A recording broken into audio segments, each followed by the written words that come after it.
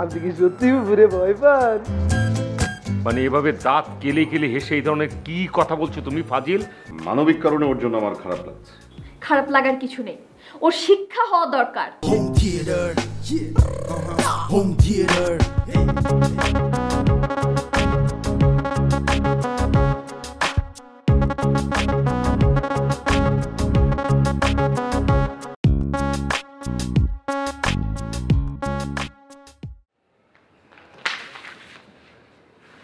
আপনি এতক্ষণ এখানেই ছিলেন ফুফাজান?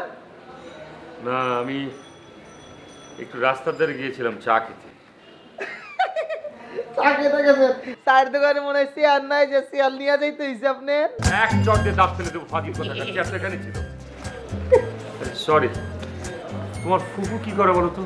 আমি তো নারীস্থানের খবর জানি না, আর আমাদের মহলে ঢুকে আমার নিষেধ। আচ্ছা রফিক, আমি যে এখানে আছি ওরা কি কেউ জানে না? জানে তো। কেন দাদা জানে? আর কেউ জানে না? না জানলেও বলতে পারবো না। আচ্ছা এই বাড়ি থেকে কি কেউ যায়ও না আবার ঢুকেও না নাকি? কেন আসে তো যায় তো। কই আমি তো দেখলাম না। আপনি কি করে দেখবেন? আপনি যখন এখানে থাকেন না তখন ছোট আপু যায়, আবার যখন আসে তখন আপনি থাকেন না। আর বড় আপু তো আজকে ভার্সিটি যাই নাই, আর বাড়ির কারো তো বাইরে যাওয়া কষ্টই উঠে না, কারণ বাড়ির সব বাজার বাজার সব আমি করি, চুরি কিন্তু করি না। আল্লাহ, আমার যে কি ব্যাড লাক। আমার মনে হয় আমি যে সময় চা খেতে গিয়েছিলাম সে সময় ওরা বের হয়েছিল আবার ঢুকে পড়েছিল, তাই না? আচ্ছা রফিক, তুমি বোধহয় আমার কথা ভালো করে ওদেরকে বলোই নি যে আমি এখানে আছি। কেন এখন বলে আসবো? না না, এখন কেন বলতে যাবে? মানে এত রাত করে ডিস্টার্ব করার দরকারটাই বা কি? বুঝলেন? তারপরে এখন কি ডিসিশন নিছেন? বাসায় চলে যাবেন?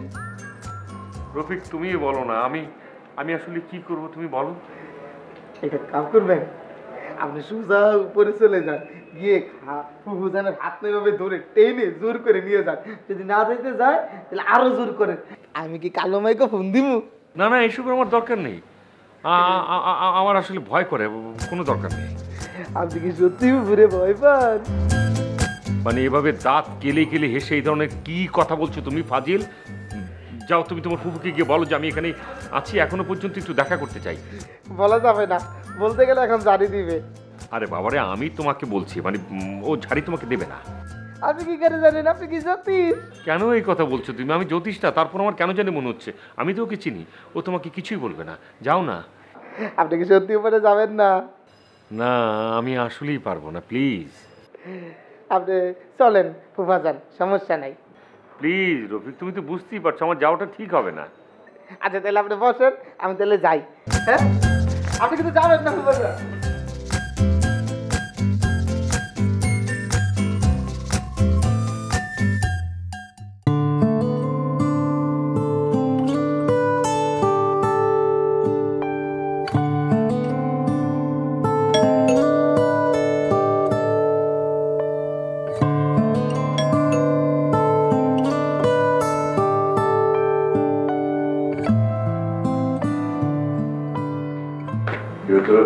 ফুফাজান আসছে, ফুফুর সাথে দেখা করতে চায়। কি ঝামেলা করলাম বলতো? আমিও বুঝতেছি না। আচ্ছা ঠিক আছে, চল নিচে গিয়ে দেখি কি করা যায়। ভাইয়া কোথায় যাচ্ছ? নিচে স্যার জলিল এসেছেন। কোথাও যেতে হবে না, ওকে একটু শাস্তি পেতে দাও। তাই বলে বাড়ির বাইরে দাঁড় করিয়ে রেখে? ভাইয়া ও এখানে দাঁড়িয়ে থাকবে না, ও তো এতক্ষণ ছিল না, এখন আসছে। ওর মন চাইছে ও আসছে, আবার মন চাইবে ও চলে যাবে, আবার কালকে সকালে আসবে। এই ছাগলটাকে নিয়ে আমি কোনো কথা বলতে চাই না, শুধুমাত্র ওই মানবিক কারণে ওর জন্য আমার খারাপ লাগছে। খারাপ লাগার কিছু নেই, ওর শিক্ষা হওয়া দরকার। আমি এর আগেও বলেছি, আবারও বলছি, এসব করে কোনো লাভ হবে না। কিন্তু ভাইয়া একটু ট্রাই করতে দোষ কি? ঠিক আছে, দেখ, তুই ট্রাই করে দেখ কি হয়। তাহলে আমি এখন ফুফাজানকে গিয়ে কি বলবো? কি বলবি মানে? ওখানে যে তালার আগে বসে থাক, যা।